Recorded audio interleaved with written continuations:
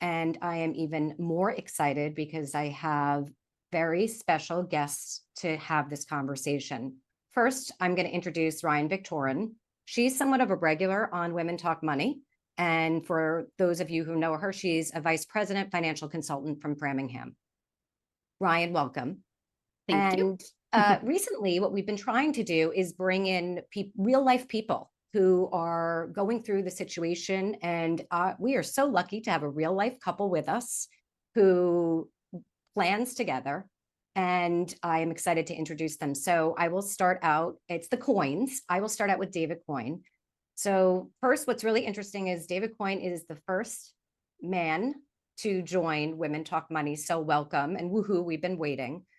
He is actually the head of distribution at Fidelity. So what does that mean to all of you? It simply means that he leads all of the Ryans across the country. I would also say he's been so much more than that. He's been an amazing partner and a tremendous advocate for our women's efforts. And we are so thrilled to have you here with us today. And Thanks. even better is his awesome other half, Emily. Emily, thank you so much for joining us. Emily has been a teacher on and off for 20 years. But I'll tell you, in the conversations that we've had, what has been so exciting is really hearing how you two have come together and unite, kind of co-pilot your life together and really work on your finances. And today we're excited to hear from both of you about how you were able to figure that out and get there. I know I'm someone who has shared my stories, sometimes a little bit of arguing and trying to figure things out. So I am going to be taking notes myself on what I can learn from the two of you. Little bit of housekeeping before we dive in. Chat is live. Please make sure we've got a lot of people in there. Vote up the questions that you want to hear from most. I will weed them in.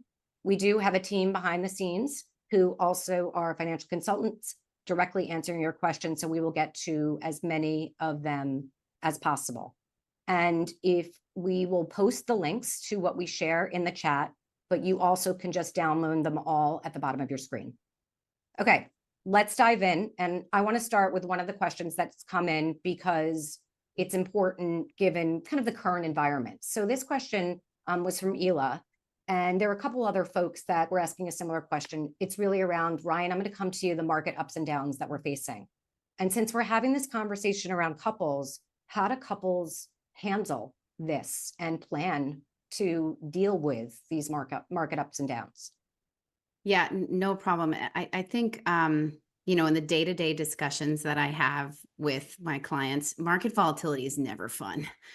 Whether you're a couple, whether you're single, planning for yourself, planning for a family, it's never easy to, go through this volatility that we've been seeing, the ups and the downs that we're thinking about. And I like to use an analogy here to kind of describe really what my best advice would be, I guess, for trying to examine how you feel through this process. And so if we kind of think about, like, a lot of us are in the summer, we've kind of maybe gone on vacation, and we think about, let's say we rent this, beautiful place, and we can see the ocean from our balcony, and it's beautiful and it's calm, and it's everything we sort of dreamed of.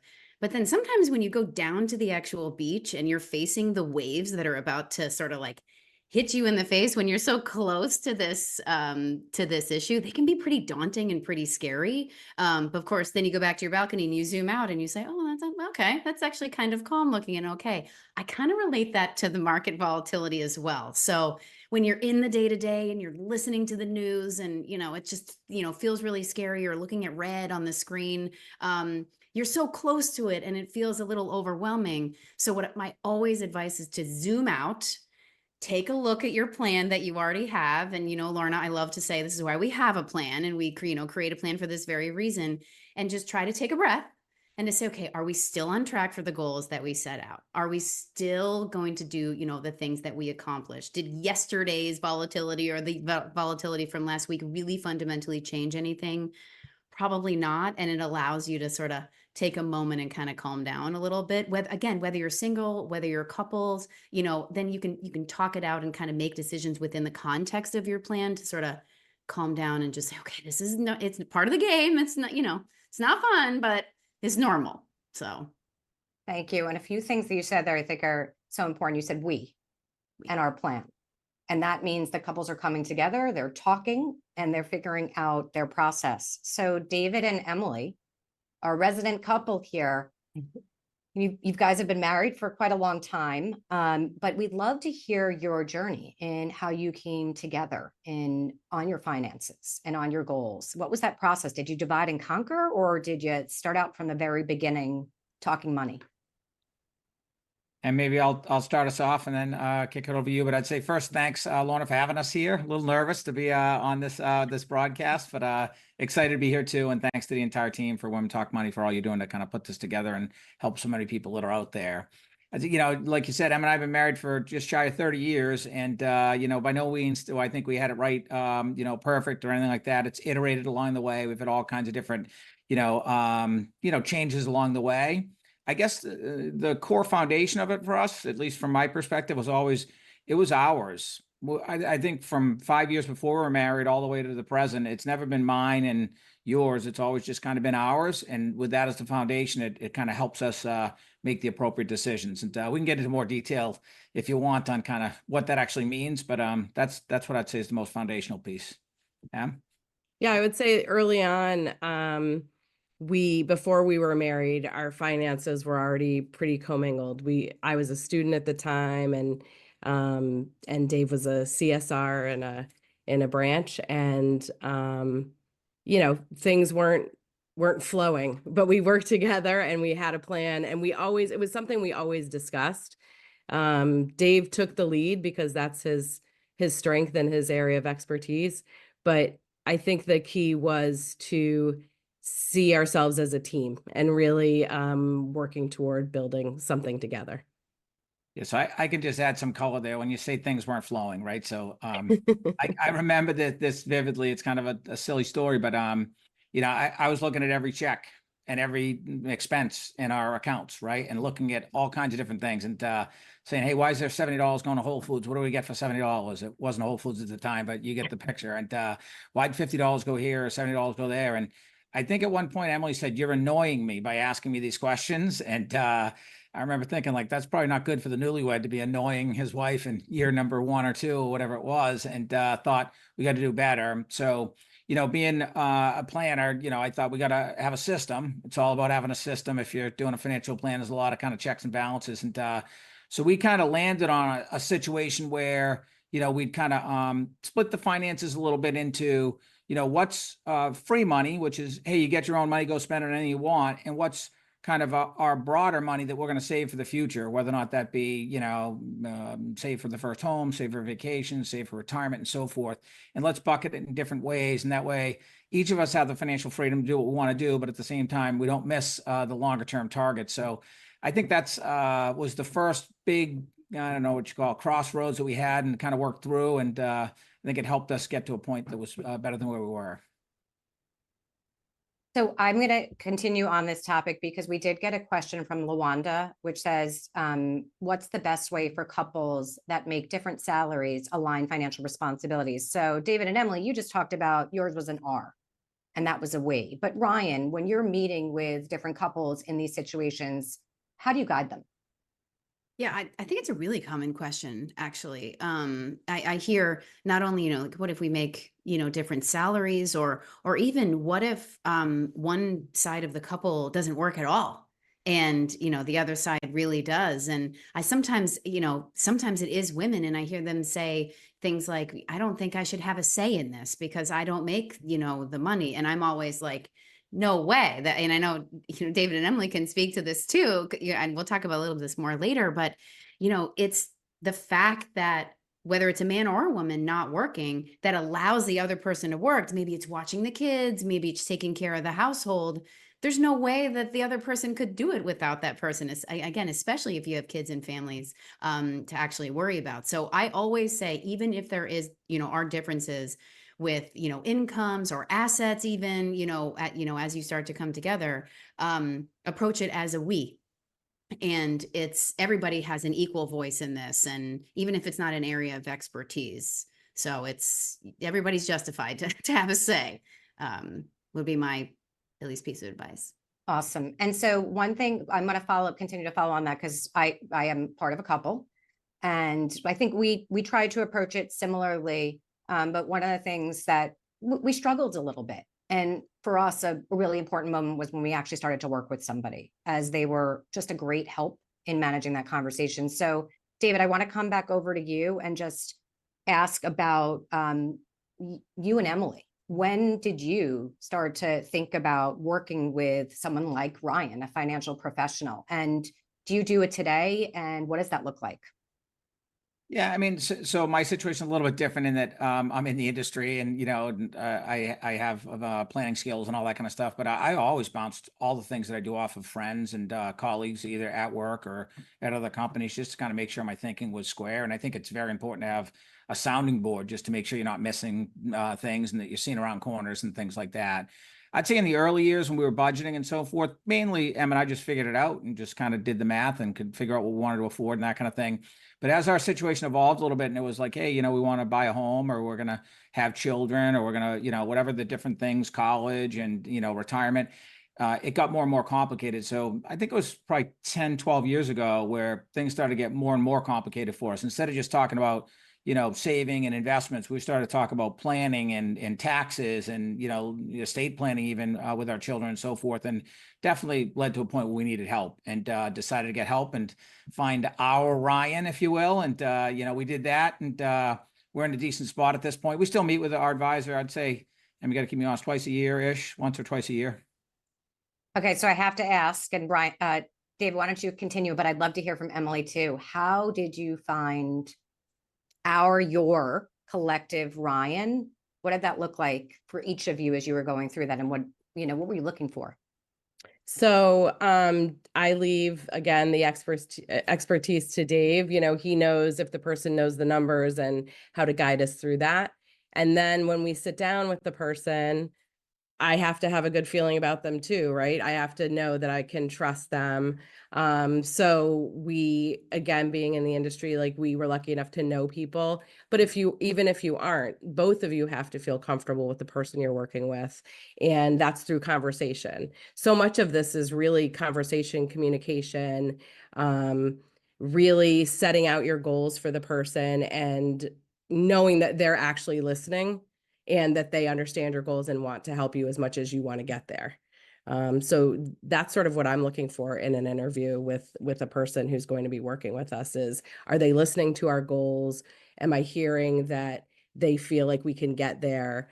And do I trust that that person is going to be able to do that? David, anything to add to that? Yeah, what I'd say, so I've interviewed a lot of candidates like Ryan to, looking for work, that kind of thing. And we always interview for, cultural fit first and foremost, which is kind of the field that Emily's talking about. Do you trust them, and does it feel right to you, and so forth. Then we interview for skill set, then we interview for knowledge, and that's, what you need in an advisor. And Emily just hit it. The most important thing you have in an advisor is somebody who's listening. So I tested a few times as to whether or not they were listening to details with the people we interviewed, to kind of throw things out there and see if they repeated back what I said, or if they repeated back what they, thought they heard. And it was very important that you have an active listener, because if they're listening, then they understand where you're coming from, and then essentially your planner or advisor can help you get there. So I'm in agreement. It's a cultural fit, or trust factor, as well as somebody that listens to you. And then, of course, all the subject matter expertise needs to be there, but you can pick that off by looking at it, all the credentials they have, whether or not there's letters after their name, or whether or not there's, the education, things like that. You can test for knowledge in different ways, but listening and cultural fit, most important to me.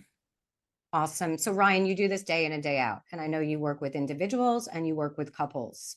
Is the process the same? Is there anything different in how you work with couples versus a single individual? Well, when I think about the actual process of, building a financial plan, no, it's not really, different in terms of the process we take you through. What is different is the conversation a little bit, because you want to make sure that you have both sides of, the opinions, and make sure that you're hearing both of them. That's the other piece of this. And what I love about David and Emily is that you two seem to have approached this together. It sounds like Emily was in the meetings with David, and even though it's not her area of expertise, there are times that maybe David wants to dig into like the detail and, grill the advisor and make sure, the person like me or something like that, to make sure they know what they're talking about. But also, you know, Emily might be there for more of the, you know, broader planning conversations. Are we on track? Like I said before, when you zoom out, say, okay, he's handling the detail. That's fine. It's not my, you know, interest or area of expertise. We know that that's taken care of.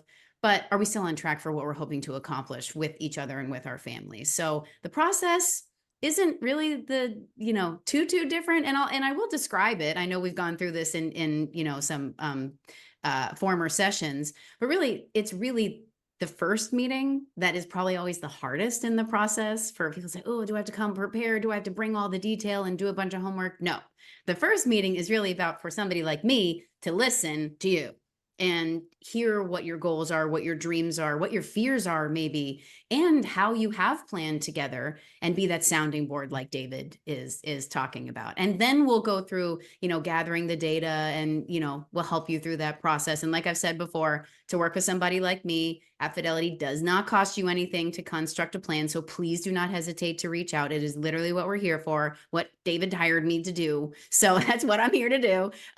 So it's not really too different, but we make sure that both voices are there. Love it. We have a lot of questions coming in. I relate to this one myself, which is just around the difficulty of talking about money and how you figure out how to come together and do that. And oftentimes, and I know this happens in my household, I shared with you a few days ago, conflicts arise. Emily, if you could start off, how do you approach this? How do you look to kind of resolve, you know, those type of conflicts and get on the same page? So again, from early on, we had financial discussions. Like the beginning, when we were first married, we probably had them, I would say, once every couple of weeks. We'd get together, definitely around the bills, when those came up. But we had conversations that sometimes led to conflict, but we kept communicating about it. And of course, we're two different people. We have different goals in some cases, but our values always aligned. So we would continue to come back to that. What are we building toward? And allowing that space for the other person to explore what they wanted to explore, budget for that, but then also keep those big goals in mind together. But again, the key, and we would actually sit down at our kitchen table and have meetings. Dave would have a list of numbers and buckets and his whole plan in place, and we would discuss that and we'd tweak it, and we just kept those conversations going. I can picture us right now at that kitchen table really working through it. But and I loved what Dave said at some point, where he was saying, you know, if conflict arises, it's you and your partner versus that conflict. It's not the two of you in conflict necessarily. If you can work together and have the problem be the issue that needs to be solved, not I want this and I'm not getting it, or this is where I want to spend my money, or this is where my partner wants to spend their money and I don't agree with that. Come together, communicate, have those discussions. And they're hard. They're really hard. They can be really hard, but they're super important.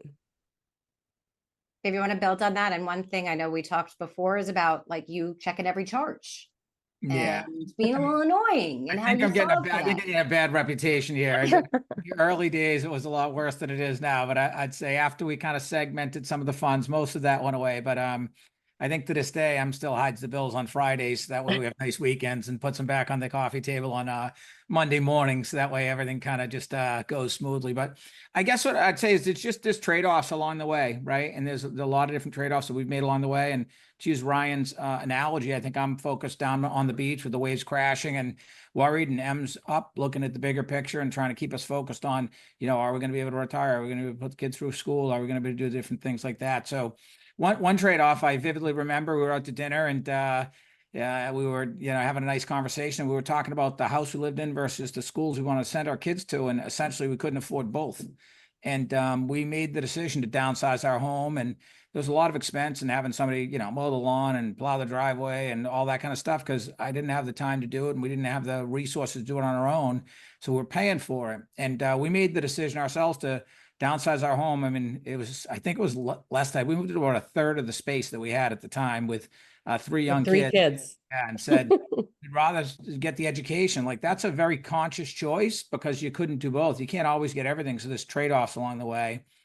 And then probably the bigger trade-off, and I haven't told them this one in front of thousands of people in the past, but you know, I mean, we made the decision for Emily to stay home. That decision was both to raise the kids because we wanted her to raise the kids, and she's done a phenomenal job of that, but also was financial at the time. And you know, that's a huge sacrifice. Ryan talked about it more broadly when you're kind of in partnership talking about it. And I'd say, so I believe that every cent we have and every bit of success that I've had is because Emily did what she did to keep our team, you know, pointing in the right direction. And it's a regret I have, which is I probably didn't recognize how much of a sacrifice she had made until later in life. And then now I regret it and wish I had praised her more for it. But thanks, hon, for all you've done. And it's awesome. And I think it's a team success. So Thank you very much, Dave. That's very, very kind of you. That means a lot, and I'm sure it means a lot to anybody else who's in that same situation, you know. I love that we just had a wonderful moment. So thank you both for sharing that with us. And I think, listen, when I'm looking at the chat, there's a lot of questions on finances with your partner. What should one pay for versus the other pay for? And I love that you both are sharing what worked for you. Now, everybody's obviously got to figure out what works for them, but I really appreciate you sharing an example of how you came together with your finances and became a team, and those decisions were made as a team. So I appreciate it. I have to ask the story though, and the checking the bills, because I know you shared this with me. So David, we get, you were looking at the bills and looking at purchases, and may have been questioning them sometimes, which you talked about. And you talked about how you guys resolve conflict. Can you talk about actually like what system did you set up at that time that enabled you both to be okay with it beyond the hiding of the bills from Friday night, so you didn't ruin the weekend, to Monday? And either of you can take this one. Can I take that? Great. So what we did is we set up we had our savings account, and that was to go, and then we had like a checking account that would pay our bills. And then we each had an account that we determined together how much the household costs would be. And then sort of our discretionary funds. And we each had our own discretionary fund account, and mine included household expenses as well. So we sat down, we went through what we were spending monthly and then what would get us through. And so we did have our separate accounts, and those were sort of monthly replenishment. And that was a system that really worked for us, because even though I wasn't working at the time, I felt like I had some financial independence. And I could do with those funds what I wanted. And Dave had his own money as well. And then we had our pool together. These weren't huge pools. It sounds like, you know, Dave with his buckets this way, but it was just an amount that allowed us to have some independence, but also keep our goals in mind. yeah, I mean, I just add on, and I'd say, like, I can remember times where I'd be like, I can't believe we spent $150 on whatever. And then she'd be like, well, I can't believe you spent $150 on fishing lures. And I'm like, well, that's different. And she's like, how's that different? And then you'd have this conversation and you'd have to kind of work through it. So when we got to the point where we said, hey, you know, there's the bills, we're going to have to pay the bills. So let's segment that. And we want to save for retirement or whatever, we have to save for that. But how much do we actually need for groceries and all that stuff? Put that in a different bucket. How much do we want to just be able to spend as we see fit? And when you got spend as we see fit, that's as you see fit. And there was a lot less tension on the as you see fit part. So I remember a few of those.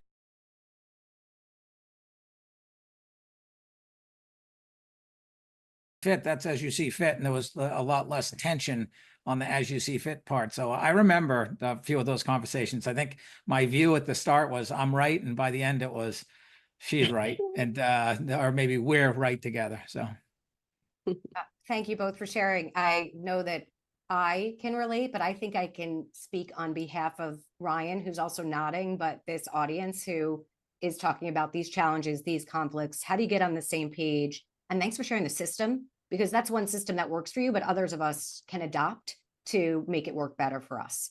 So continuing on this conversation, there's Ryan, there's a stat, which is 1 in 4 couples feel like money is their greatest challenge and admit to being frustrated by their partner's money habits. Interesting enough, this came up early in the chat as well, with many people piling on.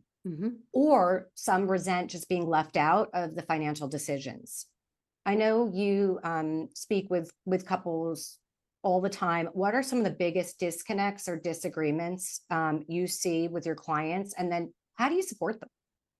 Yeah, I think it's, and first of all, I feel like I'm actively watching couple goals just like unfold in front of me, watching David and Emily. I think it's great. But what's also I find is the discussions that the two of you are having of being really open about it, and it's easy to sort of get wrapped up in your own world, like David was saying, like, well, no, it's fishing lures. Like, obviously, that's of course an essential expense. And Emily's like, wait, why? So I love that you put that system in place, because you articulated that we need to be able to be independent people, even though we do have these goals together. So you create that system. I love it so much. But I think it does come back to sometimes maybe there isn't a voice on each side. I think that's a really common one. But I also see that even just the fact that the two of you are talking about this with us, now is kind of representative when I talk to clients and they're just talking to somebody else about it together. And so it's a, sort of third party that can see both sides of it with no real skin in the game other than to listen and help you both, so trying to navigate that. And I know we do have a couple stats, and we talked about this in the session, Lorna, when, that we had a couple weeks back about working with an advisor.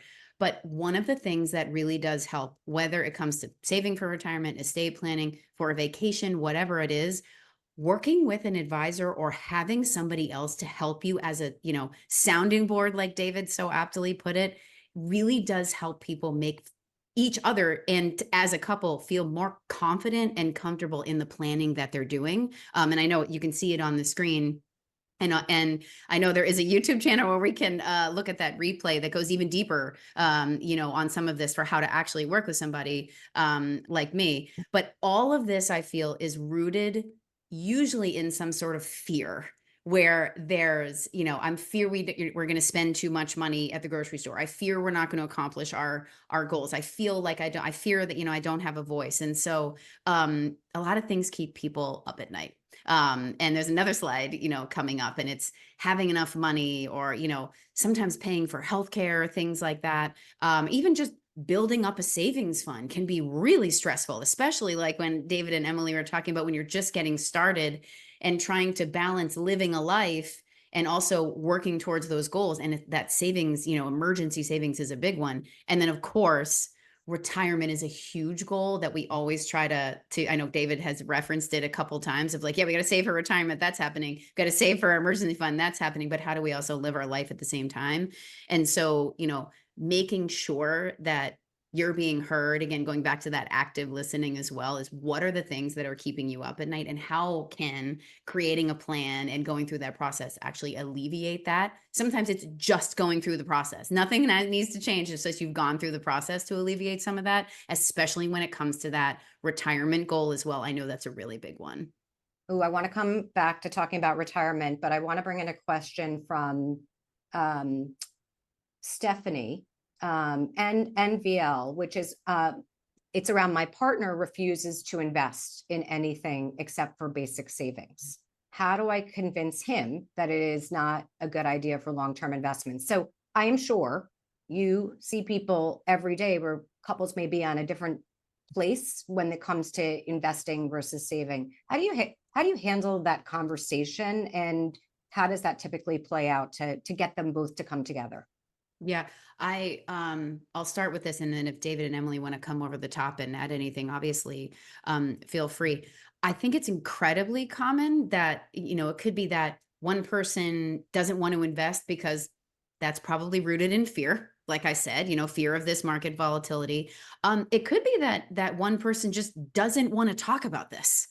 This is really scary for a lot of people. I know it's emotional for a lot of clients to even like consider this whole area of money, especially if it's not a real feeling like they are an expert, you know, in it, and they have to be an expert to talk to somebody like me about it, which of course we know is not true, but it can feel very daunting. And so sometimes half the battle is just bringing them into the conversation, just so that, you know, again, that I have to advocate for, you know, a third party coming in and trying to help, and focusing on the financial planning tied to your goals first, so that you can see, what are you on track for right now? And what if we made some changes? And how do you feel about that? So you model a lot of things in before you even make any changes, and you can get a little bit more comfortable that way. So I know you know, I always say this is like, this is why we plan in the first place, is making sure that you can kind of model the things in before it takes place, and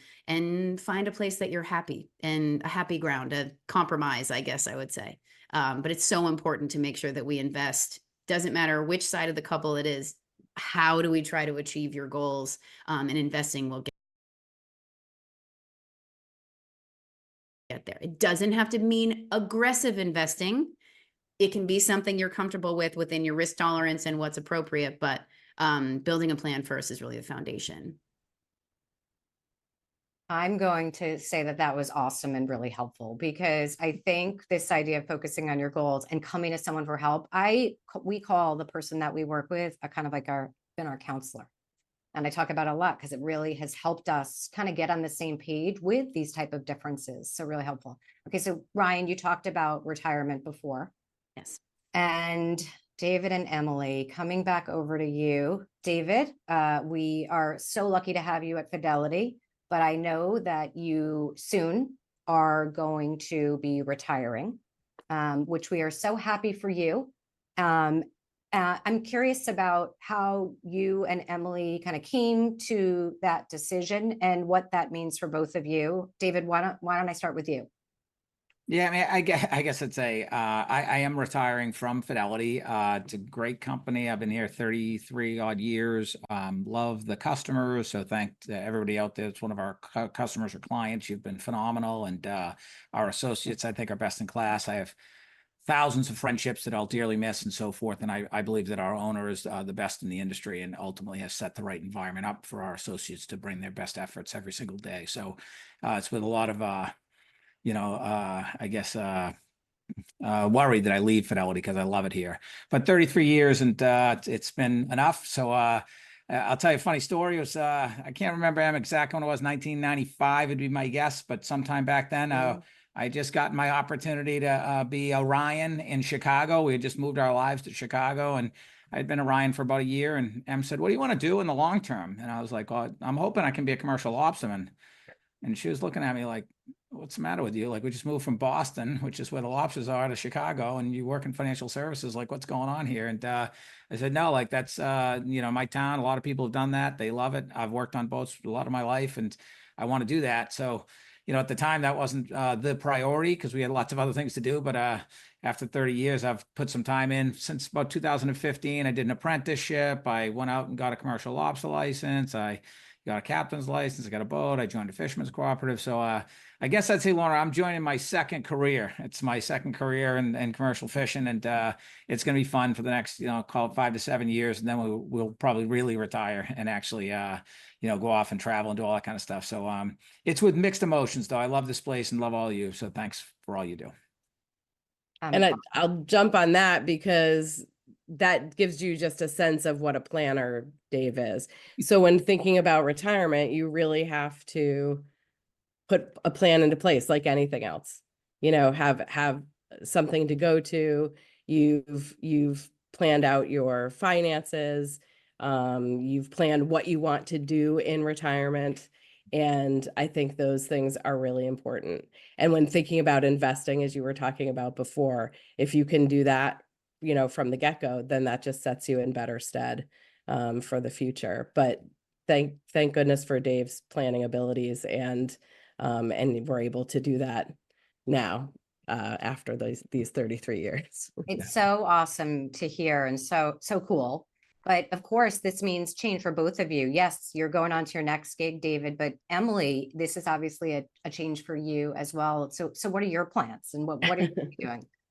So as anyone who has retired or has a partner who's retired, one must have something for themselves, right? So our kids are going off and I'm headed back to school. I'm about halfway through a degree in journalism, and I'm looking forward to spending some time on my hobbies as well.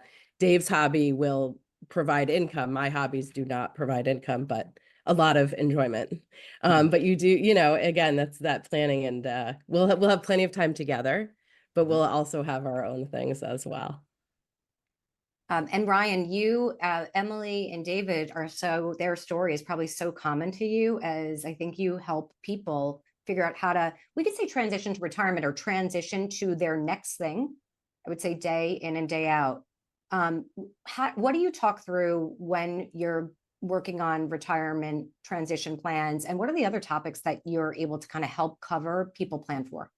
Yeah. And I mean, and again, I love it. First of all, I love that there's the next chapter, right? You're not retiring, you're leaving us, which we're very sad about, but we know you're going to have a blast as a lobsterman. So congratulations, and we'll miss you. I'm expecting the invite for the boat at some point. But I also love that Emily is going to school. I love that so much. And sometimes we have this idea that, like, oh, when I stop working, it's over, and, and that's it. And obviously for the two of you, it doesn't have to be, right? So thinking through that transition is really foundational. Now, granted, Lorna, this entire topic could be a whole session, and it was. We actually had two of them. One was transitioning into retirement, and maybe even an early retirement. And one was literally, what do we do in retirement? How do we generate income? And again, I'll say they're up on the YouTube channels. I'm almost positive, if not today, then in the next couple of days, those past two sessions are there. We post about them, go to YouTube and find it, find us on LinkedIn so we can, you can go back to those. But very quickly, to go through it, because I want to do, answer the question is, you want to take a look at your expenses that are going to fund your life. And, somebody like me is not here to tell you what to do in retirement. We're trying to help you figure out how to do it with your money. So figure out what your expenses are to help, that'll account for the dreams that you've got in retirement, and also figure out what your income sources are. Then you want to look at the difference between the two, which I call your gap between your income and expenses. And ultimately, it's how do you fill the gap? Because the paychecks are going to be stopping, or at least the degree to which you had a paycheck could be, stopping. So that's kind of like the quick run through of what somebody like me would do, or what you can do on your own. But again, look at those other sessions as well to go much deeper on this. But I want to focus, Lorna, on the second part of your question, which, what are the things we haven't hit on yet? And what are some of those major things we think about even as we get into retirement, just sort of generally speaking? So I have a few kind of categories. One is Medicare and healthcare costs. So it's really important to understand what that entire aspect is of Medicare. It is not free. Sometimes there's this misconception that it is. But the other thing that we just rolled out under, David's direction, because our clients were asking for it, is the ability to meet with a Medicare specialist. This is now available nationwide. They will sit down with you, when you're closer to that Medicare age of 65. So anytime between like 63, 65, and they'll sit down with you and go through the specifics of your situation. They're a fabulous free resource. Please use them so that you can understand it. So that's first category is Medicare. Second is estate planning. And I have a funny story about Mr. David Coyne in the category of estate plan. He knows I'm going to call him out here a little bit. A few years ago, we started chatting about this from a planning perspective, just sort of as an offhand. And it dawned on him that one of his children wasn't included in his estate plan.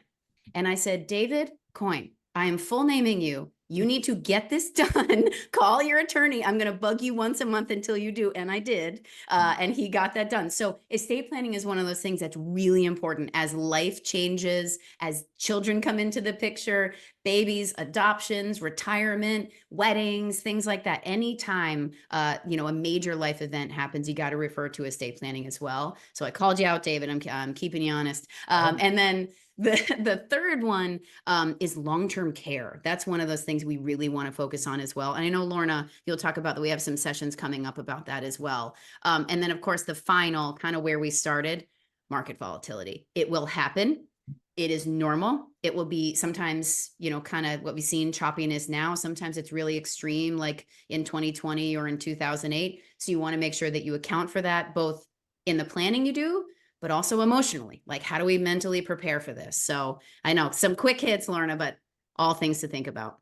That's awesome. Number one, I always say, even though we do these jobs every day, work in finances, think about estate planning, we too always need to keep up with it and can forget and need that type of help. So just want to put it out there that it happens to all of us. The other thing, Ryan, that you hit on really important is we did have, and I just went on our YouTube channel. So if you just look for Women Talk Money, we recently, as you said, retirement income planning, transitioning to retirement, finding an advisor. So go take a look at those. Also coming up August